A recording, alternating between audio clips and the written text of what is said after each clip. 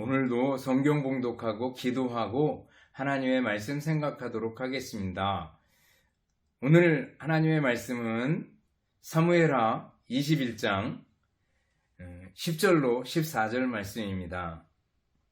아야의 딸 리스바가 굵은 배를 가져다가 자기를 위하여 바위 위에 펴고 곡식 빼기 시작할 때부터 하늘에서 비가 시체에 쏟아지기까지 그 시체에 낮에는 공중에 새가 앉지 못하게 하고 밤에는 들짐승이 범하지 못하게 한지라. 이에 아야의 딸 사울의 첩 리스바가 행한 일이 다윗에게 알려짐에 다윗이 가서 사울의 뼈와 그의 아들 요나단의 뼈를 길르앗 야베스 사람에게서 가져가니 이는 전에 블레셋 사람들이 사울을 길보아에서 죽여 블레셋 사람들이 벳산 거리에 매단 것을 그들이 가만히 가져온 것이라. 다윗이 그곳에서 사울의 뼈와 그의 아들 요나단의 뼈를 가지고 올라오매 사람들이 그 달려 죽은 자들의 뼈를 거두어다가 사울과 그의 아들 요나단의 뼈와 함께 베냐민 땅 셀라에서 그의 아버지 기스의 묘에 장사하되 모두 왕의 명령을 따라 행하니라. 그 후에야 하나님이 그 땅을 위한 기도를 들으시니라. 아멘. 기도하겠습니다. 사랑과 은혜가 풍성하신 하나님 아버지 감사합니다. 오늘도 예배드리며 또 하나님의 말씀을 듣는 소중한 시간입니다. 열린 마음으로 하나님의 말씀을 듣고 이 말씀을 삶에 실천하며 적용하며 믿음으로 승리하게 하옵소서. 예수님 이름으로 기도드리옵나이다. 아멘. 여러분 다시 만나서 반갑습니다. 주님의 이름으로 여러분들을 진심으로 사랑합니다. 또 한 주간 지나오면서 감사할 일들을 생각해 볼 수 있기를 바라겠습니다. 일할 수 있습니까? 건강합니까? 걸을 수 있습니까? 주님을 섬기고 있습니까? 다 감사할 일 아니겠어요? 늘 감사하는 여러분들 될 수 있기를 바라겠습니다. 오늘은 특별히 어버이 주일입니다.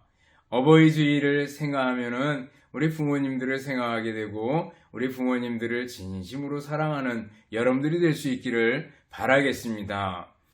오늘 본문에 보면은 기근에 관한 얘기가 나옵니다. 3년 동안 기근이 있었습니다.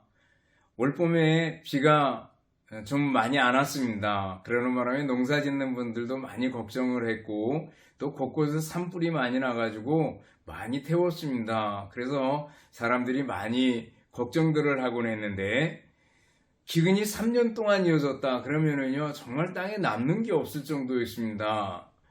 다윗은 이것 때문에 굉장히 고통스러워하면서 하나님 앞에 묻습니다. 그러자 하나님께서 그 이유를 말씀해 주십니다. 그것은 바로 사울이 기브아 사람들을 죽였기 때문에 그렇다라는 겁니다. 원래 기브아 사람들은요 여호수아와 약속, 조약이죠. 조약을 맺었습니다. 기브아 사람들이 여호수아를 사실은 속인 거죠. 먼 나라에서 온 것처럼 속여서 곰팡이 난 마른 떡을 가져와 가지고 보여주면서 우리는 아주 먼 나라에서 왔는데 조약을 맺읍시다 이렇게 얘기해서 여호수아가 기도하지 않고 즉시 조약을 맺었습니다. 그리고 기브아 사람들을 해치지 않기로 했는데 그 일 때문에 이스라엘 백성들은 기브아 사람들을 죽이지 않았습니다. 대신 기브아 사람들을 노예로 삼아서 일했던 것을 볼 수가 있습니다. 그런데 사울은 열심히 지나쳤습니다. 굉장히 열심히 컸습니다. 그래서 기브아 사람들을 갖다가 죽였습니다. 도가 넘는 열심 때문에 기브아 사람들을 죽이게 된 거죠. 여기 이 약속인데 하나님께서는 약속을 매우 소중하게 여깁니다. 구약, 신약, 약속 아니겠어요? 여러분들 성경에서는 약속을 매우 중요하게 여깁니다. 여러분들도 약속을 했으면 꼭 지켜야 될 줄 압니다. 시간의 약속들, 또 무엇을 하기로 한 약속들, 이런 약속들을 소중하게 여길 수 있기를 바라겠습니다.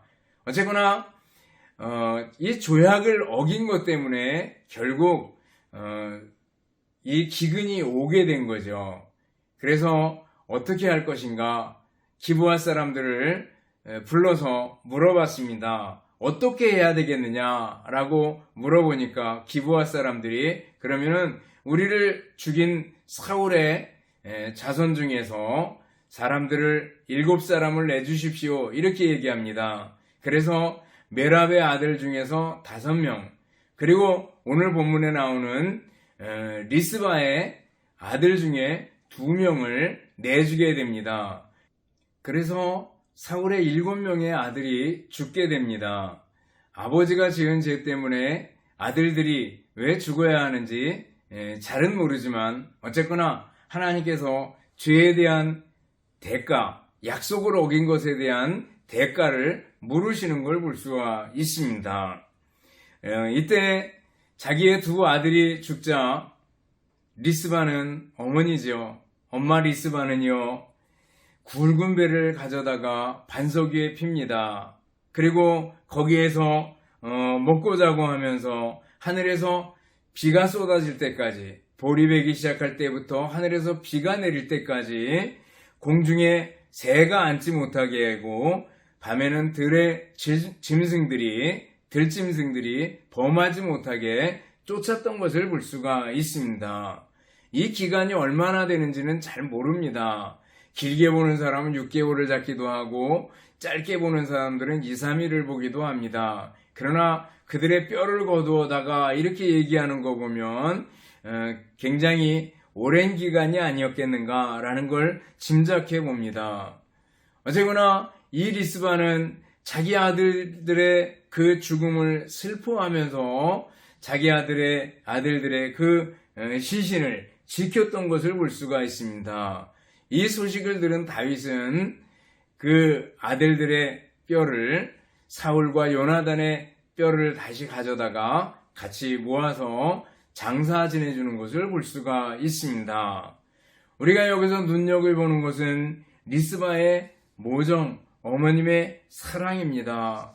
어머니가 아니고서는 몇 날 며칠 동안 시체가 뼈가 되기까지 슬퍼하며 그 시신을 지킬 수가 있을까 하는 점입니다. 여러분들, 리스바를 통해서 다시 한번 우리는 어머니의 사랑을 생각해보고 또 어머니께, 우리들은 부모님께 어떻게 대해야 될 것인가 라는 걸 생각해 볼 수 있습니다.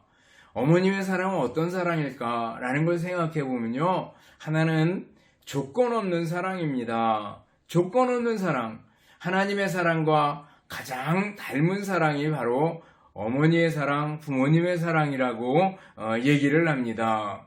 어머니의 사랑은 하나님의 사랑과 일맥상통합니다. 어떤 면에서요, 조건이 없다라는 면에서 그렇습니다. 하나님께서 무조건적으로 인간을 사랑하셨고 죄인인 인간을 사랑하셨고, 그래서 어떻게 하셨어요? 자기 아들 독생자 예수 그리스도를 우리에게 보내주시고, 우리 주님 예수님께서 죄인인 우리들을 대신해서 십자가에서 죽으심으로 우리에게 구원의 길을, 영생을, 천국을 선물로 주신 거 아니겠어요? 우리는 하나님의 그 크신 사랑, 무조건적인 사랑에 대해서 늘 감사하는 우리들이 되어야 될 줄 압니다. 프랑스에서 조사를 해봤대요. 프랑스 왕이 69명이 있었는데 그 중에서 단 3명만이 사람들의 존경을 많이 받았다는 겁니다. 그런데 그 존경받은 3사람을 보니까 다른 왕들은 전부 유모의 손에서 자라났는데 3사람은 친어머니 손에서 자라났더라라는 얘기를 해주고 있어요. 여러분들, 어머님의 사랑을 듬뿍 받고 자라나는 것이 얼마나 중요한가, 부모님 사랑을 많이 받고 자라는 것이 얼마나 중요한가라는 걸 생각해 봅니다. 여러분들, 어머님의 사랑은 무조건적인 사랑이다라는 거예요. 그 사랑을 받고 자라는 아이들이 흐트러지질 않습니다. 또 어머니의 사랑은요, 자식의 고통을 자신의 고통으로 느끼는 사랑입니다. 리스바 여인은요, 자식의 죽음을 보면서 그 고통을 함께하며 자식과 함께 고통하는 것을 사양하지 않는 것을 볼 수가 있습니다. 여러분들, 어머님은 자식을 사랑하기 때문에 자식을 위한 고통을 아낌없이 감내하고 담당하는 걸 볼 수가 있습니다. 1963년에 최모 일병이 상관을 사살한 혐의로다가 사형 선고를 받았습니다. 당시에 전쟁이 끝나고 10년이 채 되지 않은 때라 군기가 굉장히 엄하고 또 군사정권 초창기라서 굉장히 폐쇄적이었다고 얘기합니다. 사형 선고가 내려지면 즉시로 사형에 처해지는 그런 아주 굉장히 강한 때였습니다. 강한 시대였습니다. 근데 이 엄마가 자기 아들을 살려달라고 신발에다가 편지를 써놨습니다. 선생님들, 내가 아들 대신 죽을 테니 제발 내 아들을 살려주십시오 라고 써놓고 죽었답니다. 근데 그 어머니가 사실은 그 아들이 벌써 사형되었다는 것을 모르는 상태였다고 얘기를 합니다. 여러분들, 어머님의 사랑은요, 한이 없고 자기의 생명보다 자식을 더 귀하게 여기는 것이 어머니의 사랑인 줄 압니다. 자식의 고통을 자신의 고통으로 느끼는 거죠. 또 어머님의 사랑은 어떤 사랑이에요? 힘이 있는, 위대한 힘이 있는 사랑이다라는 겁니다. 리스바의 아들들이 비록 아버지의 죄 때문에 죽었지만 그 죽음을 헛되게 하지 않으려는 엄마의 의지로 결국 다윗왕은 그 리스바를 보고 장사를 격식을 차려서 지내주는 것을 볼 수가 있습니다. 어떤 사람이 그랬어요. 아버지는 기계를 만들지만 어머니는 인물을 만든다라는 말을 했습니다. 여러분들, 어머니의 사랑을 깊이 생각해 볼 수 있기를 바랍니다. 요한 웨슬레의 어머니는요, 19명의 자녀가 있었다 그러잖아요. 그런데 매일매일 잠들기 전에 아이들을 위해서 기도해주고 한 명 한 명 이렇게 기도해줬다고 얘기를 합니다. 모세의 어머니는요, 모세가 어렸지만 그리고 유모로 들어가 있었지만 어떻게든지 믿음으로 그리고 자기가 히브리인이라는 것을 알려주기 위해서 노력했던 것을 볼 수가 있습니다. 어거스틴의 엄마 얘기도 잘 알잖아요. 어거스틴이 젊었을 때 방탕하고 사교에 빠지고 또 그 사생활을 낳기도 하고 그런 와중에 어머니 모니카는 날마다 기도했고 그 기도 때문에 어거스틴이 돌아오게 됐고 그리고 참회록도 쓰게 되고 삼위일체 교리의 정초를 놓는 아주 위대한 신학자가 되고 지도자가 되었던 것을 볼 수가 있습니다. 여러분들, 어머니의 사랑, 어머니의 믿음이 얼마나 중요한지 모릅니다.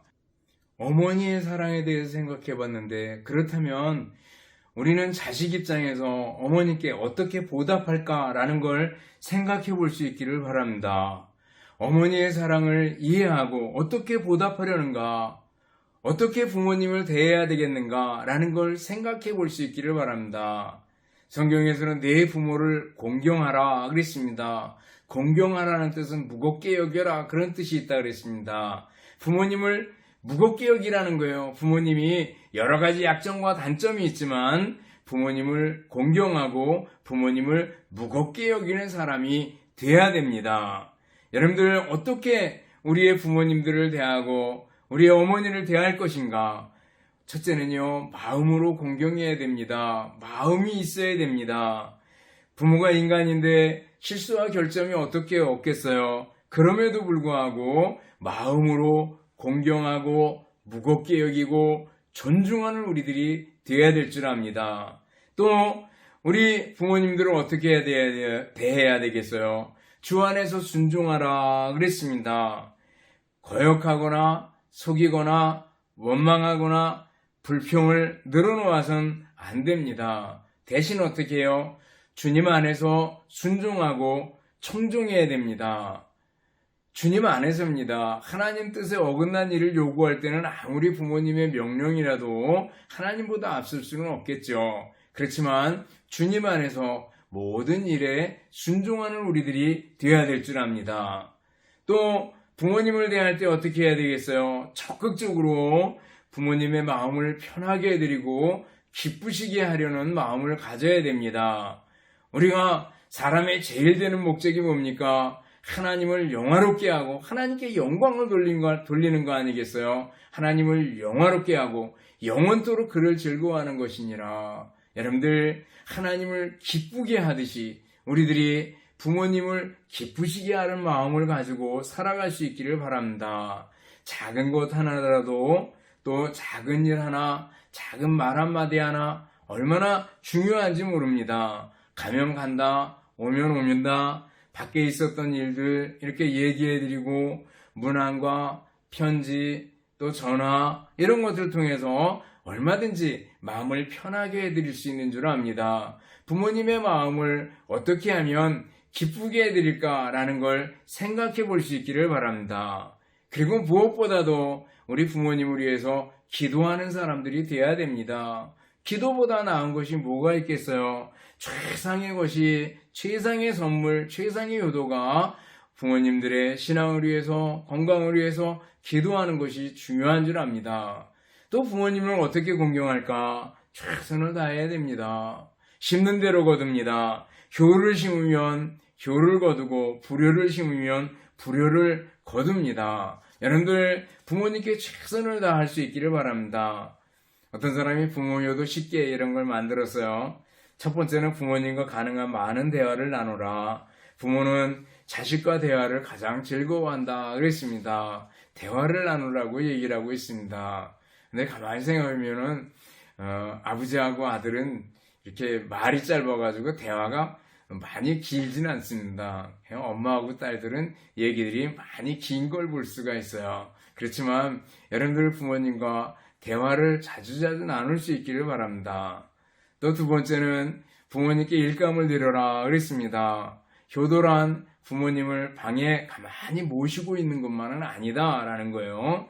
세 번째는 부모님도 취미를 가지도록 도와드려라 라는 겁니다. 사회에서나 교회에서 친구들과 어울릴 수 있는 그러한 기회를 드려라 라는 걸 얘기해 주고 있습니다. 그리고 네 번째는 여행의 기회를 드려라 그랬습니다. 노인들은 새로운 분위기와 경험을 즐거워한다라는 거죠. 다섯 번째는 부모님을 이해하려고 노력해라 그랬습니다. 아무래도 연세가 많이 드시면 기억력도 쇠해지고 마음도 소심해지고 잔소리도 늘게 되고 공연한 고집도 부릴 수도 있습니다. 그러나 그 이유를 파악해가지고 마음을 미리 알아가지고 이해하려고 노력하는 것이 중요한 줄 압니다. 여섯 번째는 가족끼리 외출할 때 부모님도 종종 모시고 가도록 노력해라 라는 겁니다. 어린 자녀들에게만 집중하고 어른들에게 이렇게 가볍게 대하지 말아라 라는 거죠. 그리고 일곱 번째는요, 집에 손님이 오면 부모님께 먼저 인사드리도록 해라 라는 겁니다. 이런 예법은 어린 손자 손녀들에게 가르치는 것이 매우 중요하다라는 거예요. 여덟 번째는 사소한 병이라도 나시면 꼭 병원으로 모시고 가라라는 겁니다. 연세가 드실수록 생명에 대한 애착, 건강에 대한 근심이 더 많아지기 때문입니다. 그리고 아홉 번째는요, 매월 일정한 용돈을 드려라라는 거예요. 부모님의 이름으로 통장이라도 만들어드리면 더욱 좋아하실 거다라는 거죠. 열 번째는 부모님께 신앙의 기회를 드려라. 천국의 안내자가 될 때 가장 큰 효도다라는 겁니다. 여러분들, 내 부모를 공경하라. 이는 내가 땅에서 잘 되고 장수하리라. 또 에베소에 보면은 약속 있는 첫 계명이다 이렇게 말씀하고 있습니다. 여러분들은 어버이 주일을 맞습니다. 부모님을 어떻게 대하시렵니까? 정말 최선을 다해서 공경하고 무겁게 여기고 부모님께 잘 대해드릴 수 있기를 바라겠습니다. 그럴 때 하나님께서 여러분들을 기뻐하시고 여러분들에게도 은혜 위에 은혜로 넘치도록 채워주실 줄을 믿습니다. 여러분들 가정이 부모님을 잘 공경해서 정말 복되고 아름다운 가정 될 수 있기를 주님의 이름으로 축원합니다. 기도하겠습니다. 사랑과 은혜가 풍성하신 하나님 아버지 감사합니다. 어버이 주일을 맞습니다. 우리 부모님들 생각하며 어머님의 사랑을 깊이 생각하고 또 부모님께 최선을 다해 효도할 수 있는 저희들이 되게 하옵소서. 감사드리오며 예수님 이름으로 기도드리옵나이다. 아멘. 축도하겠습니다. 이제는 우리 주님 예수 그리스도의 은혜와 하나님 아버지의 극진하신 사랑하심과 성령님의 교통하시며 인도하심이 어버이 주일을 맞으며 효도하기를 바라는 우리 모든 성도들과 그리고 성도들의 가정과 교회와 우리나라 민족 위에 이제로부터 영원토록 함께 있을지어다. 아멘.